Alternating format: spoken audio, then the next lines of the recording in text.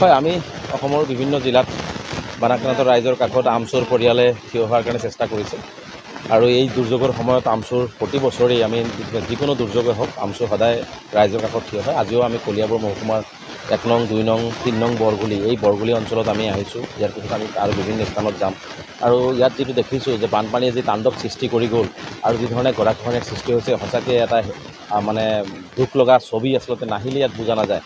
গতিকে প্ৰতিজন মানুহ মাথাউৰিৰ ওপৰত আছে, কিছুমানে মানুহৰ ঘৰত আছে, কিছুমানে স্কুলত আছে। গতিকে সেই মানুহখিনিৰ কাষত অলপ থিয় হৈ সাহস দিবৰ কাৰণে আহিছোঁ আৰু আমাৰ ফালৰ পৰা কিছু শুকান খাদ্য, কৃষি খাদ্য, পানী এইবিলাক যোগান ধৰাৰ কাৰণে আমি কিঞ্চিত পৰিমাণে চেষ্টা কৰিছোঁ আৰু ৰাইজক আমি আহ্বান জনাইছোঁ যে এই দুৰ্যোগৰ সময়ত বিশেষকৈ এই দুৰ্গৰ কাষত থিয় হ'বৰ কাৰণে আমি ৰাইজক আহ্বান জনাইছোঁ আৰু বিশেষকৈ এই অঞ্চলবিলাকত যিটো জিঅ' বেগৰ কাম হৈছে আৰু যিধৰণে মাথাউৰিৰ বান্ধৰ কাম হৈছে, এই জিঅ' বেগ আৰু মাথাউৰি বান্ধত ব্যাপক হাৰত কেলেংকাৰী হৈছে আৰু ভয়াৱহ কেলেংকাৰী হৈছে। গতিকে বিভাগীয় মন্ত্ৰী পীযুষ হাজৰিকা ডাঙৰীয়াক এই অঞ্চলত যিখিনি কাম তেওঁৰ ডিপাৰ্টমেণ্টত হৈছে প্ৰতিটো কামৰ তদন্ত কৰাৰ কাৰণে আমি এটা আহ্বান জনাইছোঁ। কাৰণ ইয়াত বিভাগীয় বিষয়া, কৰ্মচাৰী আৰু ঠিকাদাৰসকলে এই অঞ্চলবিলাকত লুণ্ঠন কৰি গৈছে, যাৰ কাৰণে আজি হাজাৰ হাজাৰ বিঘা মাটি, প্ৰায় 3 কিলোমিটাৰ আজি ব্ৰহ্মপুত্ৰ, 4 কিলোমিটাৰ আজি ব্ৰহ্মপুত্ৰই খহাই লৈ গ'ল। 4 কিলোমিটাৰত কিমান পৰিয়াল আছে, কিমান মানুহ আছিল, কিমান মাটি তেওঁলোকৰ গ'ল।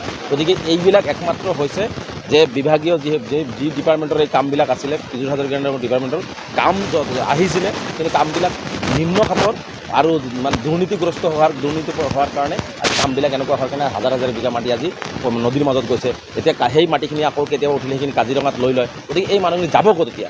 গতিকে সেইকাৰণে বিভাগীয় মন্ত্ৰীগৰাকীক আহ্বান জনাইছোঁ যে এই অঞ্চলৰ প্ৰতিটো কামৰ তদন্ত হওক আৰু নতুনকৈ এই অঞ্চলৰ মাথাউৰি আৰু জিঅ' বেগৰ কামবিলাক মেৰামতি কৰি এই অঞ্চলটোৰ লাখ লাখ জনসাধাৰণ ৰক্ষা কৰাৰ কাৰণে আমি আহ্বান জনাইছোঁ।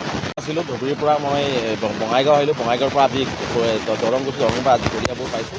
গতিকে আমি আছোঁ আজি ক'ত কেনেকুৱা ধৰণৰ ক্ষয়ক্ষতি হৈছে আমি প্ৰতিটো ৰাইজৰ কাষলৈ যোৱাৰ চেষ্টা কৰিম। আমাৰ টীম কাইলৈও থাকিব ইয়াত, আমাৰ জেনেৰেল ছেক্ৰেটাৰীসকল থাকিব।